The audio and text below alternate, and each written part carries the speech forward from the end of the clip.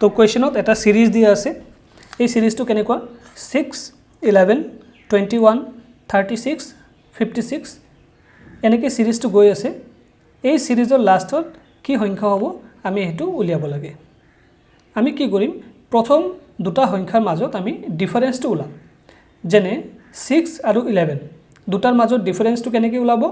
11 ৰ পৰা 6 মাইনাস কৰিব 11 ৰ পৰা 6 মাইনাস কৰিলে কিমান থাকে ডিফাৰেন্সটো হ'ল 5 তেনেকৈ 21 ৰ পৰা 11 যদি আমি মাইনাস কৰো ডিফাৰেন্সটো কি হ'ব 10 সিমিলাৰলি যদি আমি এই দুটাৰ মাজত ডিফাৰেন্স উলাও কি হ'ব 15 এই দুটাৰ মাজত ডিফাৰেন্স কি হ'ব 20 এতিয়া আমি এটা নতুন সিৰিজ পালো এই সিৰিজত প্ৰতিটো নাম্বাৰ তাৰ আগৰ নাম্বাৰতকৈ 5 বেছি তো 5 ৰ লগত 5 প্লাস কৰিলে কি পাব 10 10 ৰ লগত 5 প্লাস কৰিলে কি পাব 15 15 ৰ লগত 5 প্লাস কৰিলে কি পাব 20 20 ৰ লগত 5 প্লাস কৰিলে কি পাব 25 তাৰ মানে আমাৰ এই নাম্বাৰটো 56 ৰ লগত এই নাম্বাৰৰ মাজত যদি আমি ডিফাৰেন্সটো উলাও এই দুটা নাম্বাৰৰ মাজত ডিফাৰেন্সটো কি হ'ব 25 তেনেহলে আপুনি এই নাম্বাৰটো কেনেকৈ উলিয়াব 56 ৰ লগত যদি আপুনি 25 প্লাস কৰে তেনেহলে এই নাম্বাৰটো পাব তো আনসাৰটো কি হ'ব 56 প্লাস 25 যদি প্লাস কৰো আমি আনসাৰটো হ'ব 81 তেনেহলে আপোনালোকে কোনটো অপচন ঠিক কৰিব অপচন বি 81 এতিয়া নেক্সট কোৱেশ্চন নেক্সট কোৱেশ্চনত এনেকৈ এটা সিৰিজ দিয়া আছে এই সিৰিজত কেইটামান নাম্বাৰ দিয়া আছে 2 3 5 7 11 তাৰে পাছৰ এটা খালি ঠাই আছে নেক্সট নাম্বাৰটো হ'ল 17 এতিয়া এই খালি ঠাইত কোনটো নাম্বাৰ বহিব এই নাম্বাৰটো কি হ'ব এটো কেনেকৈ উলিয়াব চাওক এই সিৰিজটোত যিকেইটা সংখ্যা দিয়া আছে এই গোটেইকেইটা মৌলিক সংখ্যা যাক আমি ইংলিছত প্ৰাইম নাম্বাৰ বুলি কওঁ 2 3 5 7 এইবিলাক সব প্ৰাইম নাম্বাৰ বা মৌলিক সংখ্যা তো 11 ৰ পাছত 11 আৰু 17 ৰ মাজত কোনটো মৌলিক সংখ্যা আছে আনসাৰটো কি হ'ব 13 তো কারেক্ট আনসারটো কি হ'ব অপশন বি 13 বুজি পাইছে 13 এটা মৌলিক সংখ্যা এই সিরিজত যিমান কেইটা নাম্বাৰ আছে এই আটাইবোৰ মৌলিক সংখ্যা এতিয়া মৌলিক সংখ্যা মানে কি আপোনালোকে কমেন্ট বক্সত কমেন্ট কৰি জনাব এতিয়া যাও বলক নেক্সট কোৱেশ্চনত আৰু এটা সিৰিজ দিয়া আছে সিৰিজটো কেনেকুৱা 1 2 5 12 27 58 121 তেনেকৈ এটা সিৰিজ দিয়া আছে এই সিৰিজৰ লাষ্টত যেটো খালি ঠাই আছে ইয়াতে কোনটো নাম্বাৰ বহিব আমি এটো উলিয়াব লাগে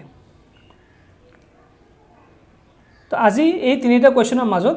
এটো সবতকে ডিফিকাল্ট আৰু সবতকে ইন্টাৰেষ্টিং কোৱেশ্চন এতিয়া আমি ইয়াতে কোনটো নাম্বাৰ বহিব এটো উলিয়াব লাগে কেনেকৈ উলিয়াব চাওক এই সিৰিজটোত প্ৰতিটো নাম্বাৰ তাৰ আগৰ নাম্বাৰৰ লগত কিবা এটা ৰিলেচন আছে কেনেকৈ যেনে 2 ৰ লগত যদি আমি 2 মাল্টিপ্লাই কৰো আৰু 1 প্লাস কৰো আমি কি পাম 5 5 ৰ লগত 2 মাল্টিপ্লাই কৰি আৰু যদি 2 প্লাস কৰো কি পাম 12 চাওক সিৰিজটো কেনেকুৱা হ'ব প্ৰথম সংখ্যাটোৰ লগত আমি 2 মাল্টিপ্লাই কৰিলো আৰু 0 প্লাস কৰিলো কি পালো আমি সেকেন্ড নাম্বাৰটো কি আছে 2 তেনেকৈ সেকেন্ড নাম্বাৰটোৰ লগত মানে 2 ৰ লগত আমি আকৌ 2 মাল্টিপ্লাই কৰিলো তাৰে পাছত 1 প্লাস কৰিলো কি পালো 5 মানে থাৰ্ড নাম্বাৰটো বুজি পাইছে সিকোয়েন্সটো প্ৰতিটো নাম্বাৰৰ লগত আমি 2 মাল্টিপ্লাই কৰিব লাগিব তাৰে পাছত কিবা এটা বেলেগ সংখ্যা প্লাস কৰিব লাগিব তাৰে পাছত আমি ৰিজাল্টটো পাম তেনেকৈ ইয়াতে 5 দিয়া আছে 5 ৰ লগত আমি 2 মাল্টিপ্লাই কৰি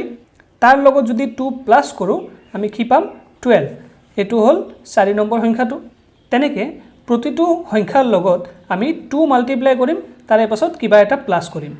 এতে কি প্লাস কৰিব লাগে প্ৰথমতে আমি ফাৰ্স্ট লাইনত আমি প্লাস কৰিছো 0 সেকেন্ড স্টেপত আমি প্লাস কৰিছো 1 তাৰ নেক্সট স্টেপত আমি প্লাস কৰিছো 2 তেনেকৈ এটা এটাকে বঢ়াই যাব লাগিব প্ৰতিটো সংখ্যাৰ লগত 2 মাল্টিপ্লাই কৰিব লাগিব হেতু কমন 2 কমন কিন্তু যেটো সংখ্যা আমি প্লাস কৰিব লাগিব হেতু প্ৰতিটো স্টেপত এটা এটাকে বাঢ়ি যাব বুজি পাইছে এতিয়া 121 ৰ লগত আমি 2 মাল্টিপ্লাই কৰিম আৰু তাৰে পাছত কি প্লাছ কৰিম 6 সো 121 ইনটু 2 কিমান হয় 242 আৰু তাৰ লগত আমি যদি 6 প্লাছ কৰোঁ এনসাৰটো কি হ'ব 248 সো এইটোৱে আমাৰ কাৰেক্ট এনসাৰ তো এই সিৰিজৰ লাষ্টৰ যেটো নাম্বাৰ হেতু কি হ'ব 248 তো কারেক্ট অপশনটো কি হ'ব option A 248 in a stamp vendor shop stamps of 3 different denominations of rupees 7 rupees 8 rupees 10 are available মানে এটা স্ট্যাম্পৰ দোকানত তিনি ধৰণৰ স্ট্যাম্প अवेलेबल আছে মানে তিনি ধৰণৰ স্ট্যাম্প পোৱা যায় 7 টকা দামী 8 টকা দামী আৰু 10 টকা দামী The exact amount for which one cannot buy stamps is মানে ইয়াতে চাৰিটা অপশন দিয়া আছে চাৰিটা অপশনত বিভিন্ন এমাউন্ট দিয়া আছে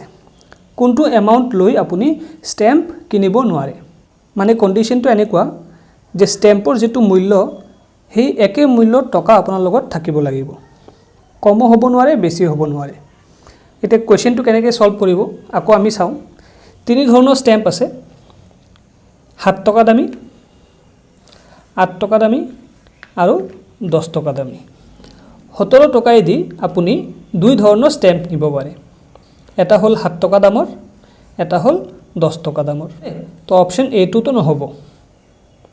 তাৰে পাছত 20 টকাই দি আপুনি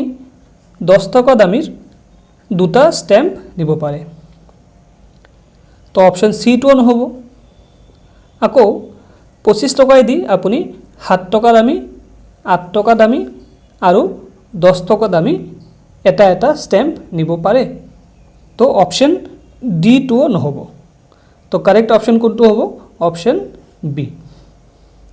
তো এই কোৱেশ্চনৰ কাৰেক্ট আনসাৰটো হ'ব অপশন বি বুজি পাইছে Albert started walking from his house towards south মানে এলবাৰ্ট কি কৰিছে তেও ওয়াকিং স্টাৰ্ট কৰিছে কোৰ পৰা ধৰক তাৰ হাউসটো ইয়াতে এখিনিত তাৰে পৰা হি ওয়াকিং স্টাৰ্ট কৰিছে কোনফালে টুৱাৰ্ডছ সাউথ এই ফিগাৰটোত মই ডাইৰেকশন শো কৰিছো তো সাউথ কোনফালে হ'ব এইফালে after walking 6 kilometre he 6 kilometre এইফালে আহিল he turned to his left walked 5 kilometre after তাৰ পাছত হি লেফটৰ ফালে টাৰ্ন হৈছে তো তাৰ লেফট কোনফালে হ'ব এইফালে আকৌ এইফালে হি 5 কিলোমিটাৰ ট্ৰেভেল কৰিছে আগতে 6 কিলোমিটাৰ ট্ৰেভেল কৰিছিলে তাৰ ঘৰৰ পৰা সাউথৰ ডাইৰেকশনত আকৌ সাউথৰ পৰা লেফট লৈ হি 5 কিলোমিটাৰ ট্ৰেভেল কৰিছে তাৰ পাছত কি কৈছে then he walked further 3 kilometer after turning left তাৰে পাছত আকৌ হি 3 কিলোমিটাৰ ওয়াক কৰিছে after turning left মানে লেফটৰ ফালে গৈ আকৌ 3 কিলোমিটাৰ হি আগবাঢ়ি গৈছে এনেকে 6 কিলোমিটাৰ এফালে আহিছিল এতিয়া 3 কিলোমিটাৰ আকৌ উল্টা ফালে গৈ আছে তাৰে পাছত কি কৈছে হি then turned to his left and continued his walk for 9 kilometer তাৰে পাছত আকৌ হি লেফট টাৰ্ন লৈছে আৰু 9 কিলোমিটাৰ হি হেফালে আগবাঢ়ি গৈছে তো এই ডাইৰেকশনত আকৌ হি 9 কিলোমিটাৰ এনেকে আগবাঢ়ি গৈছে তো ইয়াৰ পৰা ইখিনি কিমান হ'ব 5 কিলোমিটাৰ তো ইফালে 5 কিলোমিটাৰ আহিল ইয়াৰে পৰা ইখিনি লৈকে 5 কিলোমিটাৰ তাৰে পাছত ইয়াৰে পৰা ইখিনি লৈকে আকৌ 4 কিলোমিটাৰ হি আগবাঢ়ি আহিল আহি ইখিনিতে স্টপ কৰিলে তো তাৰ স্টাৰ্টিং পয়েন্টটো কি এটো আৰু এন্ডিং পয়েন্টটো কি এটো এতিয়া কোৱেশ্চন সুধিছে হাউ ফাৰ is he away from his house এতিয়া তাৰ ঘৰ এটো আৰু তাৰ বৰ্তমান লোকেশনটো এটো এতিয়া তাৰ ঘৰৰ পৰা হি কিমান দূৰত আছে এই ডিসটেন্সটো আমি উলিয়াব লাগে তো এই ডিসটেন্সটো কিমান হ'ব আমি উলিয়াব লাগে আকৌ এবাৰ আমি ডায়াগ্ৰামটো বুজি লও Albert started walking from his house towards south Albert তাৰ ঘৰৰ পৰা সাউথৰ ফালে ওয়াক কৰা স্টাৰ্ট কৰিছে after walking 6 kilometer হি 6 কিলোমিটাৰ ইফালে অহাৰ পাছত হি টাৰ্ন টু হিজ লেফ্টৰ ফালে ঘূৰি হি ৱাকড 5 কিলোমিটাৰ 5 কিলোমিটাৰ আগবাঢ়ি আহিছে তাৰে পাছত হি আকৌ লেফ্ট টাৰ্ন লৈ 3 কিলোমিটাৰ আগবাঢ়ি গৈছে আকৌ লেফ্ট টাৰ্ন লৈ হি 9 কিলোমিটাৰ আগবাঢ়ি গৈছে তো ইফালে 5 ইয়াৰ পৰা এইখিনি 5 কিলোমিটাৰ আকৌ ইয়াৰ পৰা এইখিনি 4 কিলোমিটাৰ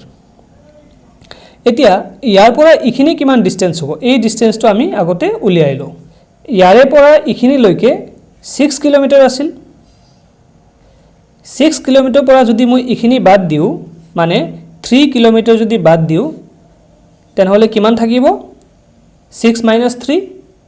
3 কিলোমিটাৰ তো এইখিনি কি হ'ব ইয়াৰে পৰা এইখিনি কি হ'ব 3 কিলোমিটাৰ বুজি পাইছে এতিয়া এটো এটা ট্ৰায়াঙ্গেল এই ট্ৰায়াঙ্গেলটো আমি এতিয়া আকৌ ধুনিয়াকে ড্ৰ কৰি লওঁ তো ট্ৰায়াঙ্গেলটো আমি ড্ৰ কৰি লৈছো এই ডিসটেন্সটো আছিল 3 কিলোমিটাৰ আৰু এই ডিসটেন্সটো আছিল 4 কিলোমিটাৰ আমাক এই ডিসটেন্সটো ক্যালকুলেট কৰি উলিয়াব লাগে এটো কেনেকৈ উলিয়াব প্ৰথমতে চাওক এটো এটা ত্ৰিভুজ এটো এটা ট্ৰায়াঙ্গেল আৰু এটো এটা পাৰ্টিকুলাৰ ট্ৰায়াঙ্গেল যাক আমি ৰাইট এংগেলড ট্ৰায়াঙ্গেল বুলি কওঁ আৰু ৰাইট এংগেল ট্ৰায়াঙ্গেলৰ এই কৰ্নাৰটোক আমি ৰাইট এংগেল বুলি কওঁ মানে এটো 90 ডিগ্ৰী আৰু তাৰ অপোজিট যেটো সাইড হেতুক ইংলিশত হাইপোটেনিউজ বুলি কোৱা হয় এটো হল হাইপোটেনিউজ তো ৰাইট এংগেল ট্ৰায়াঙ্গেলৰ হাইপোটেনিউজৰ লেন্থ যদি আমি উলিয়াব লাগে আমি পাইথাগোৰাছ থিওৰাম ইউজ কৰিব লাগিব মেথছৰ ক্লাছত মই পাইথাগোৰাছ থিওৰামটো বহুত ধুনিয়াকৈ বুজাও আপোনালোকক শৰ্টত মই পাইথাগোৰাছ থিওৰামটো বুজাই দি আছো এই ট্ৰায়াঙ্গেলত তিনিটা সাইড আছে এটা সাইড হল AB এটা হল BC আৰু এটা হল AC তো পাইথাগোৰাছ থিওৰাম ব্যৱহাৰ কৰি আমি এই ডিসটেন্সটো মানে A এৰ পৰা C লৈকে যেটো ডিসটেন্স সেই ডিসটেন্সটো আমি উলিয়াম কেনেকৈ উলিয়াব এই ডিসটেন্সটো A আৰু C এর মাজত যেটো ডিসটেন্স হেতু আমি AC বুলি লিখিম তো হাইপোটেনিউজ তো এটো হল হাইপোটেনিউজ হাইপোটেনিউজৰ স্কয়াৰ ইজ ইকুৱেল টু বাকি দুটা সাইড যে আছে সেই দুটা সাইডক স্কয়াৰ কৰি যদি আমি প্লাস কৰি দিও তেনেহলে আমি হাইপোটেনিউজৰ স্কয়াৰৰ সমান পাম এটো হল ফৰ্মুলা বা এটা ইকুৱেশ্যন বুলি আপুনি ধৰিব পাৰে এতিয়া ইয়াতে আমি ভ্যালুজ বিলাক বহাম তাৰে পাছত সলভ কৰিম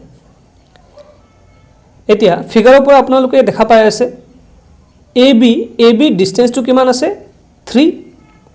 তো AB আমি 3 বুলি লিখিলো তাৰ ওপৰত স্কয়াৰ আছে স্কয়াৰ লিখিলো BC ডিসটেন্স কিমান দিয়া আছে 4 তো 4 লিখিলো ওপৰত স্কয়াৰ আছে স্কয়াৰ লিখিলো এতিয়া 3 স্কয়াৰ মানে কি 9 আৰু 4 স্কয়াৰ মানে কি 16 9 + 16 কিমান হ'ব 25 মানে 5 ৰ স্কয়াৰ এতিয়া